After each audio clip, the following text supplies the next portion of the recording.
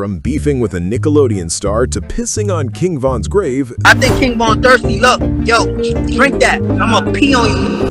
these are the victims of 6ix9ine. In 2022, Blueface got locked up for a parole violation. So to push the time, Blueface got these ugly-ass face tattoos. I mean, what the hell is this? Bro looks like an octopus busted a nut all over his face. Ouch. Apparently 6ix9ine felt the same way. That's why he went online to tell Bluey how ugly he looked. Yo, Wack, I know this shit, man, but look, I know I got a lot of face tattoos, but your man look crazy like. But according to Blueface, the tattoos need to be seen in person for you to actually admire their beauty. And it looks much better in person, right? Yeah, it ain't as bad. Man, All the pictures was. I was mad at the pictures. I'm like, man, that do look crazy. The picture. But despite that, Blueface responded to Tekashi by telling him that if he was looking for a fight, he was available for a boxing match. Although that doesn't look like it's going to happen since 6ix9ine is currently serving a 3-month prison sentence, but you never know. They might run it back when he's free.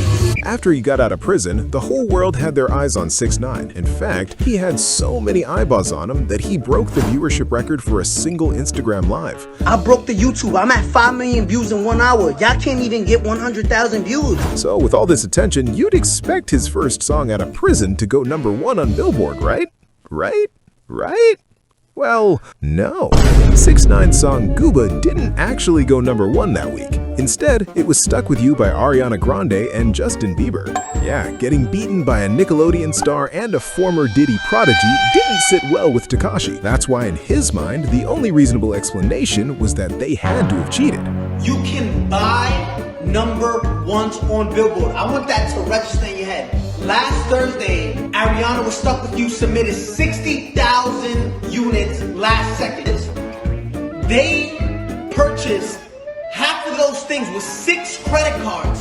But to his credit, he actually did come with some receipts. Now, obviously, Ariana didn't want no beef with a man who was man enough to snitch on his own mom, so she simply responded by thanking all her fans for their support. It looks like he got the message loud and clear because he clarified that he had nothing against Ari. His only beef was with Billboard. To address Ariana, I don't want you to think that I'm coming at you. Not saying that you're not talented, not saying that you can't sing. You're a beautiful singer. You just don't understand my pain. My frustration is from Billboard.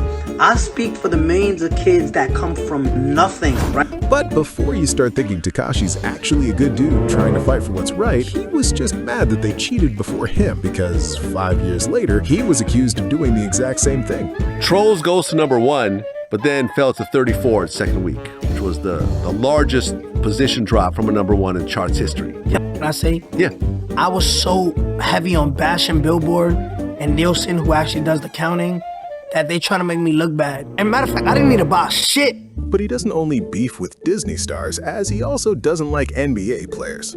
Who is the biggest name girl you've ever? Aisha? Huh? Who is Aisha? I have no Aisha idea. Curry. During a stream with Neon, Tekashi was asked who was the most famous woman he had ever slept with, and he proceeded to answer by saying Steph Curry's wife. Now obviously, you gotta take what Tekashi says with a grain of salt, since he does say some crazy stuff sometimes. You think I was made in the lab? But the internet was willing to believe him, since Steph Curry's wife just might be the type, as she herself has proved that she isn't too happy in her marriage. I didn't want kids. I didn't want to get married. I thought I was going to be career girl and that's it. To make it even worse, she claimed that she doesn't get enough male attention. That really bothers me and honestly has given me a sense of a little bit of an insecurity is the fact that, yeah, there are all these women throwing themselves, but me, the past 10 years, I don't have any of that. I have zero, this sounds weird, but male attention. Oh, I can't believe they did my goat this way. It's an evil world we live in. Now obviously, just because she acts like a hoe doesn't mean she is one. Plus, even if they did hook up, it might have happened before she was married to Steph. But I guess we'll never know since she hasn't responded to his claims. But that might be a good thing, since giving Tekashi attention always ends badly, as you'll see in a minute.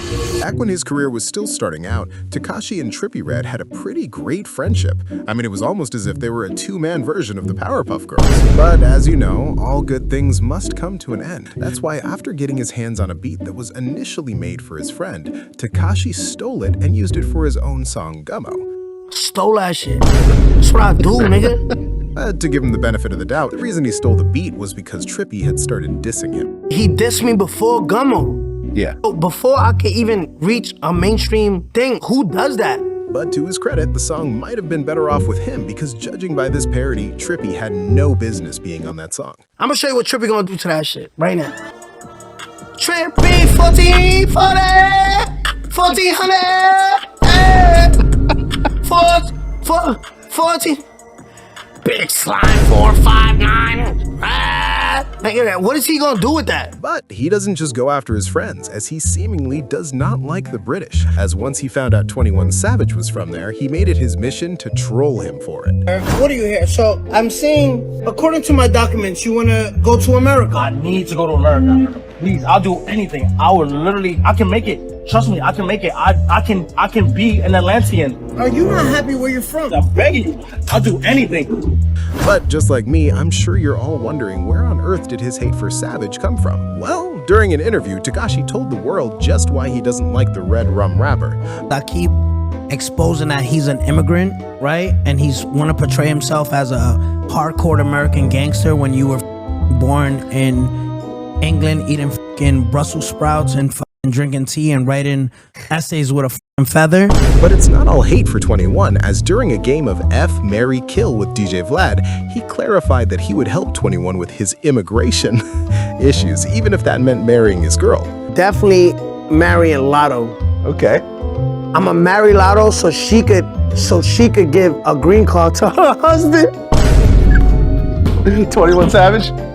But 21 isn't the most dangerous rapper Tekashi is beefed with, as that title belongs to King Von. As Von was so dangerous, Tekashi refused to say a word about him while he was still alive.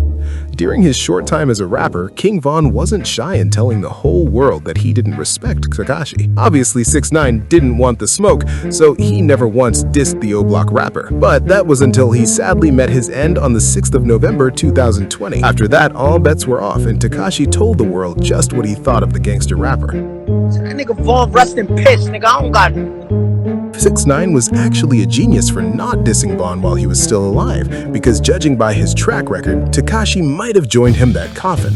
So if you're interested in the lore of King Von, click here for the many crimes of King Von.